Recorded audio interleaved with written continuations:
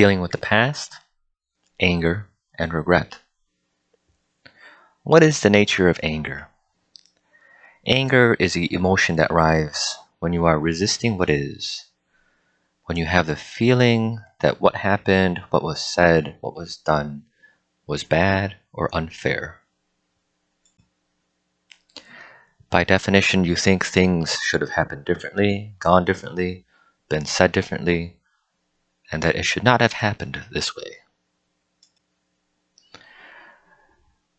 We deal here with anger of the past rather than anger of the present. Anger of the present moment sometimes is necessary and helpful in that it has a small protective role in your life. If you are sometimes a timid person and do not get easily angry, and will not sometimes fight back or fight for things you desire, anger sometimes allows you to overcome any hesitancy and allows you to do so. So if you were attacked by a bear or a wild animal or some other situation where you needed something to go beyond your timid self, anger will protect you in that sort of instance. On the other hand, anger of the past, where something has already happened and you are not in any present danger, is not helpful. It is pathological. The pathology of holding on to anger is ingrained within our beings. It is how we evolved. There is a quote that went something along the lines of, "A man will travel halfway around the world to take his revenge, but he will not travel across the street to pay back a favor." We are hardwired in our beings to seek revenge. The Buddha used the simile of anger being a honey-tipped poison arrow. It was honey-tipped in the sense that there was something sweet about it, for both two reasons. The first was that there was an egoic pleasure in keeping anger alive. By keeping your story of anger alive, it fed your ego and your feeling of uniqueness. So if you were treated badly by a cashier or by a store or by some other person, you kept this anger alive because there was a uniqueness in it. So not only did you want to hold on to your anger, you wanted the world to know about it. So you started a protest outside a store, or you wrote 100 different reviews, or you badmouthed them to 100 different people that you encountered, with the idea that your ego is elevated when you have been wronged. Being wronged makes you unique, and the ego is about seeking your individual uniqueness. Hence, there is an egoic pleasure in keeping anger alive. The second reason why there is the honey-tipped poison arrow is that we think revenge is sweet and it will alleviate your pain. So the idea is that even though you are experiencing pain, it will be worth it when you take your revenge. And so therefore, you hold on to your anger even though it causes you pain, because you will await a pleasurable moment of revenge. There are two reasons why that in general does not work. The first is that revenge does not stop the pain of the memory of what happened. So if you lost something or lost somebody, or a relationship was lost, or this was broken, or your house is destroyed, it does not stop the pain of that memory of loss. So that even if you took your revenge, if you ever saw a picture of someone who reminded you of the person who caused you pain, or if someone said something that reminded you of that, or if you heard something or you saw a newspaper clipping of them, the idea is that your pain from the past would arise again. This would be the case if the person you wanted to take revenge against was even already dead. I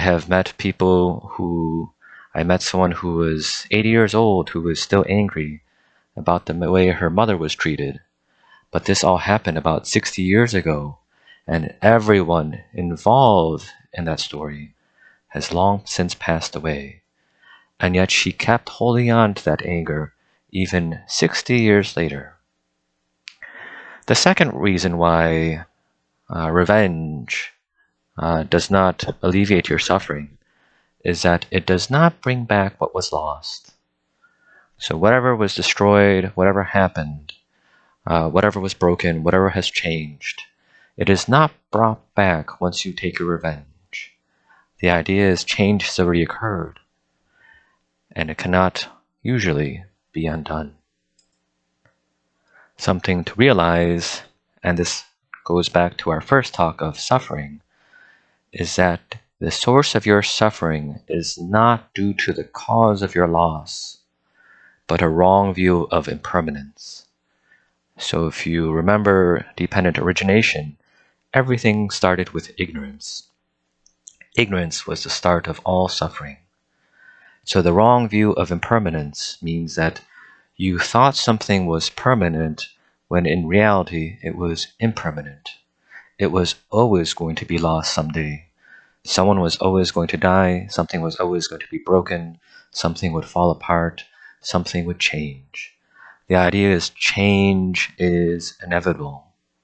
And your source of suffering is not from change, it is not from the cause of that change. Your source of suffering is from attachment to the past. Something to realize is that anger is a state of suffering. To hold a lot of anger is to be suffering.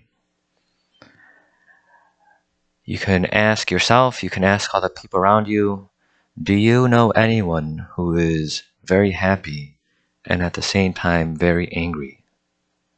Have you met anyone who you thought, that's someone who looks happy, but all you encountered was anger? Anger is a state of suffering. The Buddha had a metaphor that holding on to anger was like holding on to a burning coal and expecting the other person to be burnt. The other metaphor was holding on to anger is like drinking poison and expecting the other person to die. The idea is that anger causes your personal suffering, and often the other person is not affected in the least way ever. The content of the anger or the cause of the anger is irrelevant, meaning the uniqueness of why you are suffering or the uniqueness of your injustice is actually irrelevant to your pursuit of happiness. It is as if I said to you, this coal that I am holding is not just any coal, it is a gold coal, or it is a silver coal, or it is a platinum or a brown coal. The content of your coal does not matter.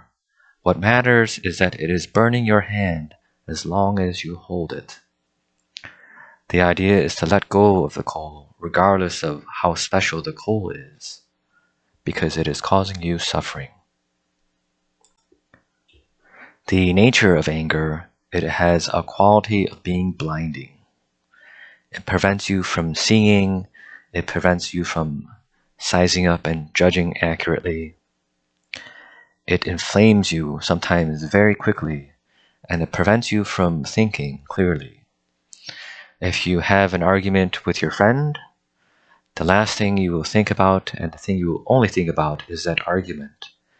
You may forget that you were friends for 30 years. You may forget all the positive things that friend has ever done for you. You may forget all your history, the times where your friend came through for you.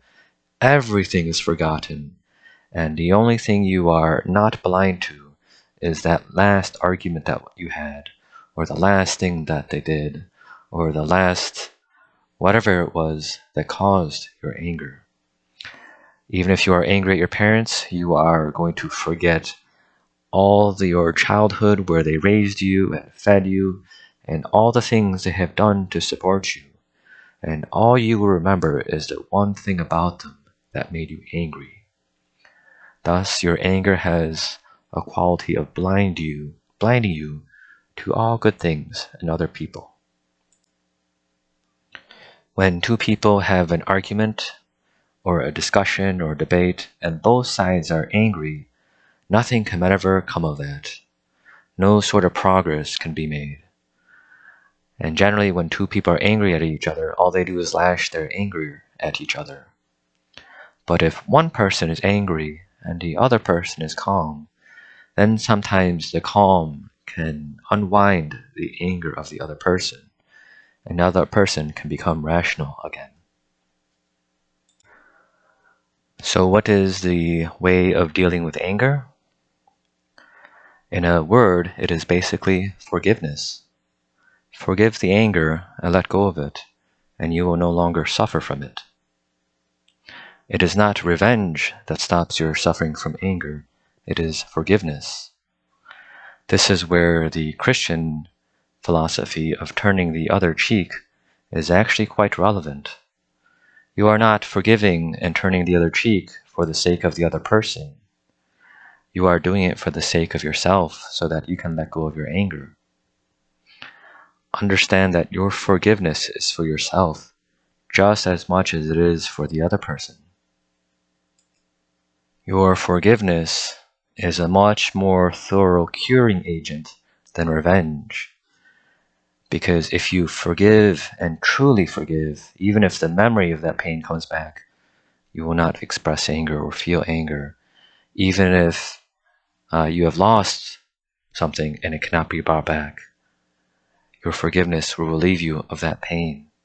The idea is that forgiveness works in a way that revenge does not. So, how do we go about finding forgiveness, especially if our anger is deep-rooted? The first step is empathy. Finding common ground between yourself and the other person. Anger is always an extension of ego, of self versus other. There's me and there's the other, and that other is my enemy. Anger at an external enemy is always an extension of your own ego. Empathy lies in bridging that extension so that you and other are no longer separate. Seeing yourself in other people and seeing other people in yourself. The idea is to understand that a person is not just a person.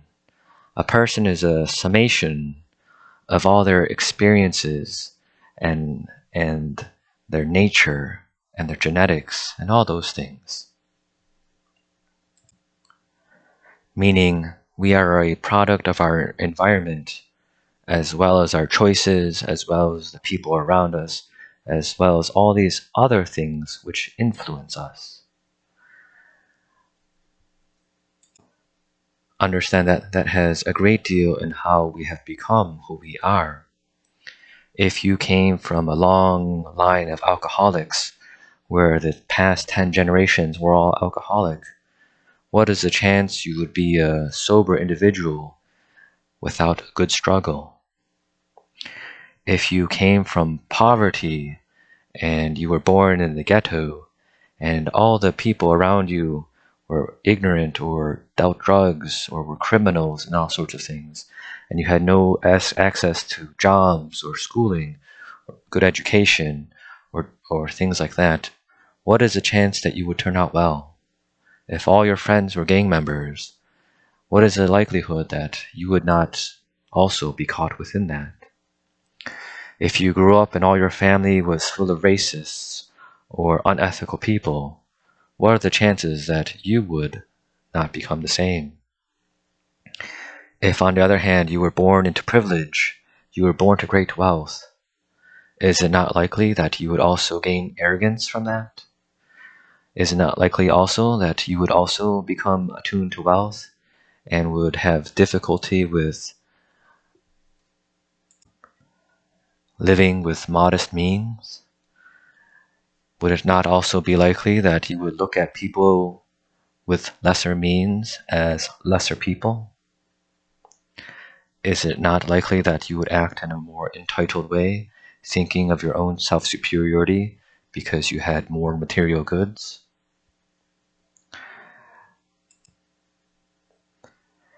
There are many interesting stories where you took someone who was poor and transported them into a situation where they were surrounded by rich, and transported someone rich to an environment where they're surrounded by poor.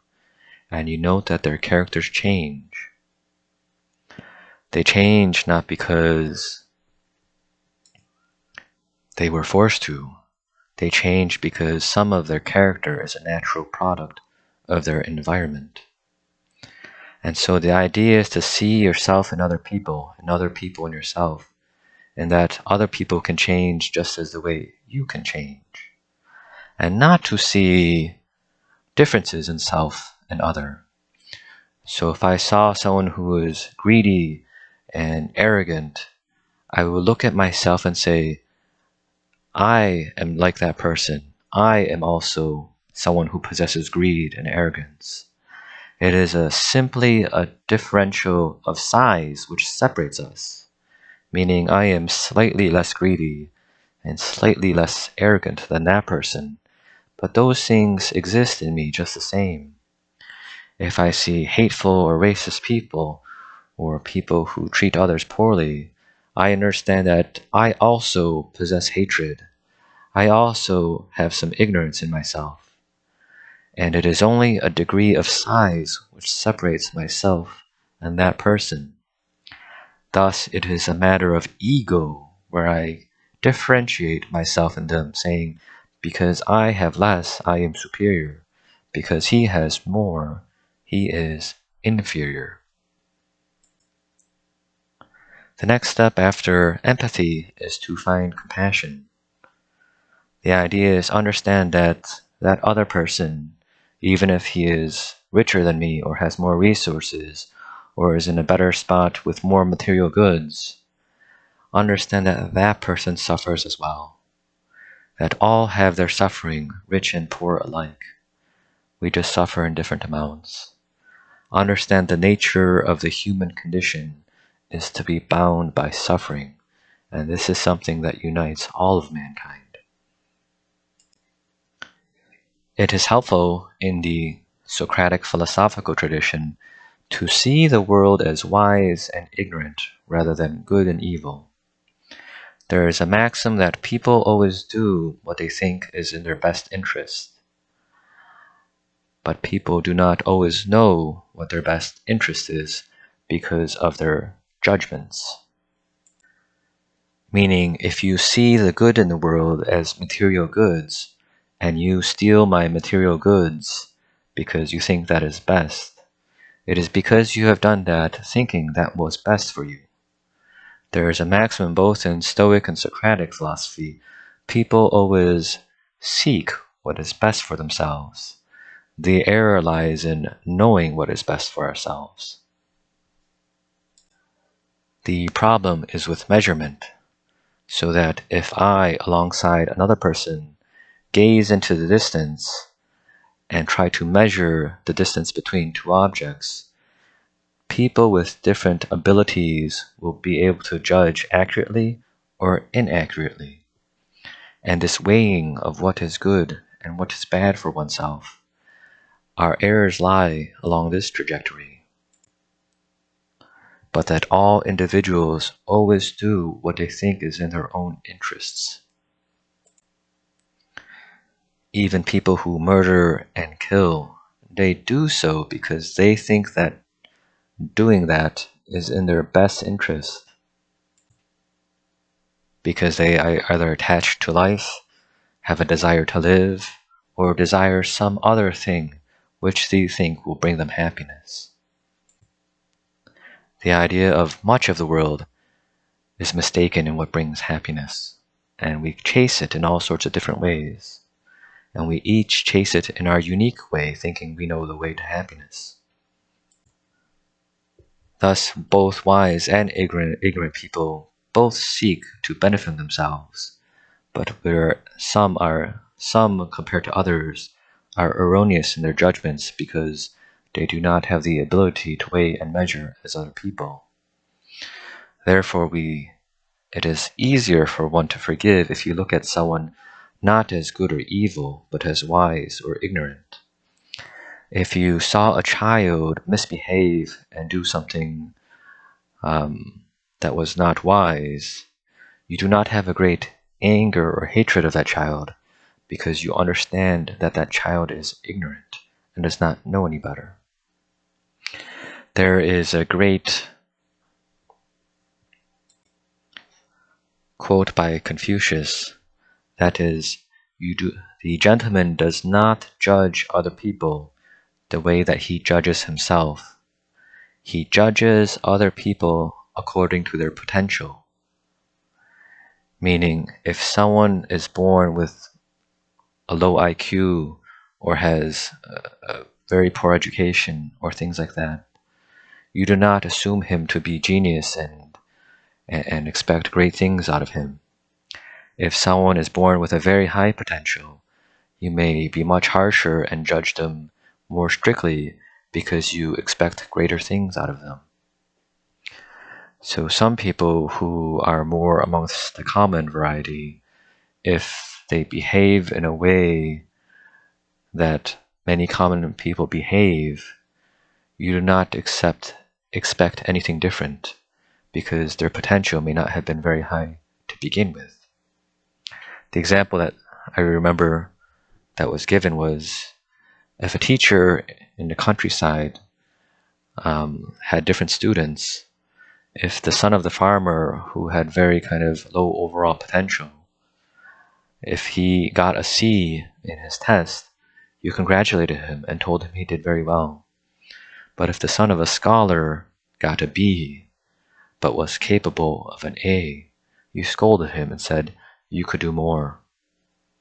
And the idea is that if you understand wisdom and ignorance, do not judge people by the way you judge yourself. Judge them according to your potential.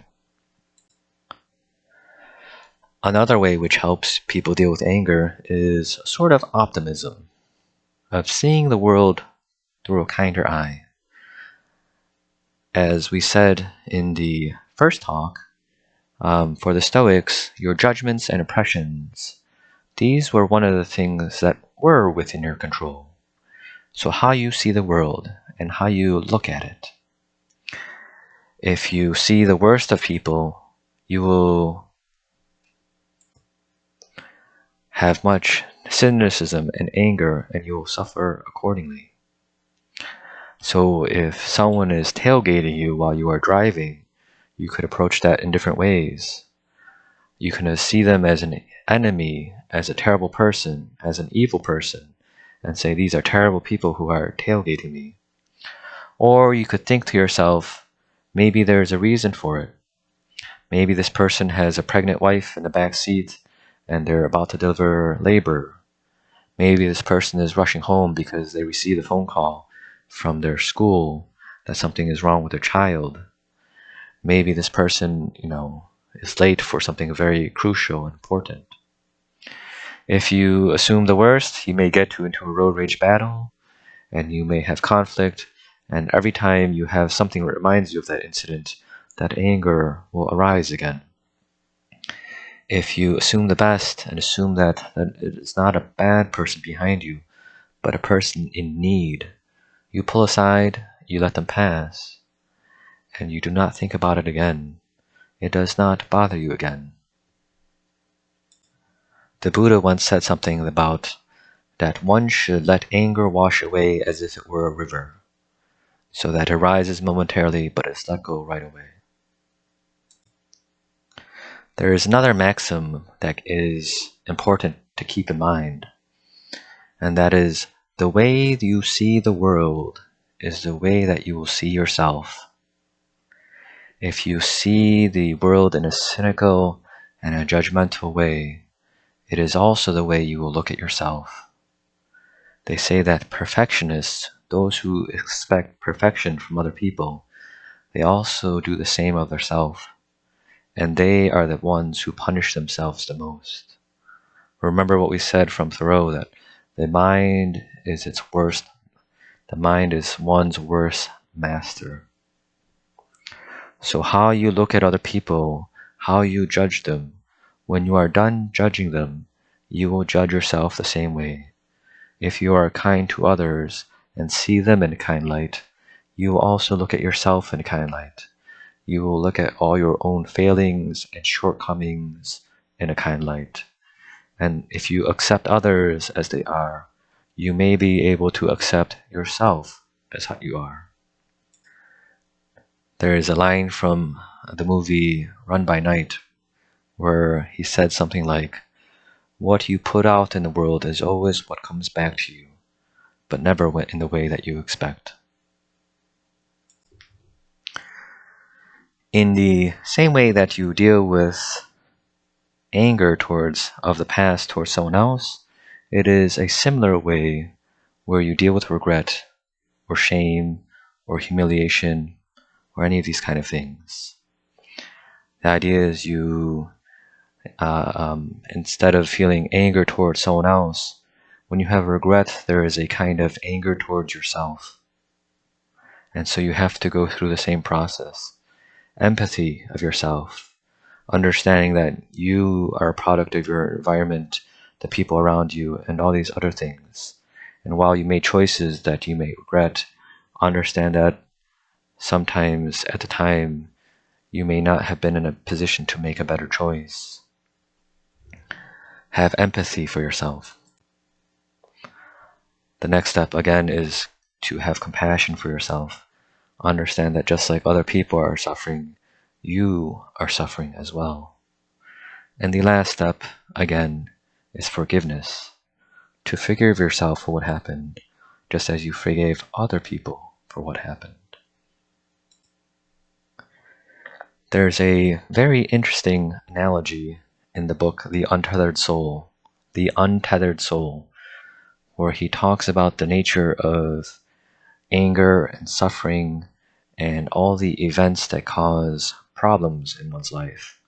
The idea is that anytime you have an experience of intense pain or humiliation or shame or loss or betrayal, the metaphor he uses was that a thorn gets stuck inside of you, and this thorn causes you great pain. And as time goes on, you try to avoid anything which pricks the thorn, because it brings back the pain that once you had. And the idea is that you wrap this thorn in sort of a bubble tape, and thicker layers, so that nothing can touch this thorn and cause you that kind of pain again. In a similar way, in people's regular lives, they put up walls.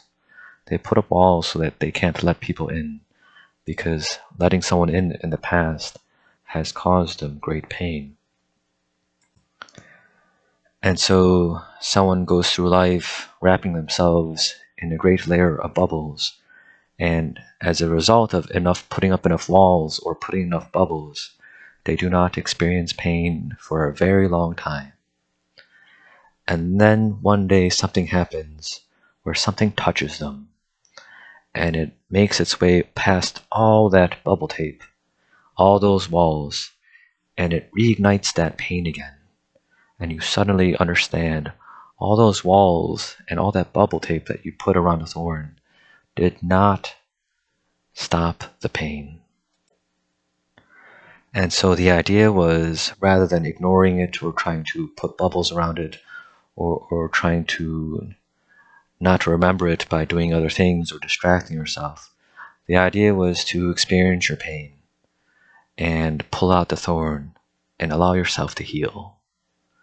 So you had to experience the pain of what happened, and you had to bathe yourself in a sort of kindness and love and forgiveness. And only by doing that could you allow that thorn to come out and allow yourself to heal. The idea in that book was that you were supposed to go through your life and look at the thorns that have been put inside you from all your different life experiences, and one by one pull them out and let them heal through a sort of self-love. And the idea is that once you pulled out all your thorns, You return to the way you were when you were a child. You weren't childlike in that you weren't naive and that you had no knowledge of the world, but you were childlike in that you had no walls and you had an ability to trust and connect with others. And the idea was that this was the happiest way to live, to be able to make friends, to be able to trust someone else, and that this could not come about if you had too many thorns inside of you. Your thorns had to be pulled out for you to experience the state of happiness. The last thing I will mention is the usefulness of the loving kindness meditation. For people who suffer from anger or who are angry at someone, sometimes this is a very useful practice to do. The general gist of it is, first you start by thinking of, while you are meditating, you think of someone you love, and in your heart you try to generate a loving feeling towards them. You do that for several minutes, and then you think about someone you like, and you try to generate and maintain that same loving feeling towards them. Then you think about someone you are neutral towards, who you neither like nor dislike. This might be just an acquaintance or someone you've seen before, and you try to generate that loving feeling towards them. And the last is you think about an enemy, someone you hate, someone who's done something to you, and then you try to generate that loving feeling towards them, with the idea that it may help you forgive and move on with your life. This will conclude my talk on anger and dealing with the past and regret. Suggested reading is The Untethered Soul by Michael Singer. If you have benefited from this talk, I ask that you do one good deed in return. The deed is not bound by size, but only bound by sincerity. Thank you for listening.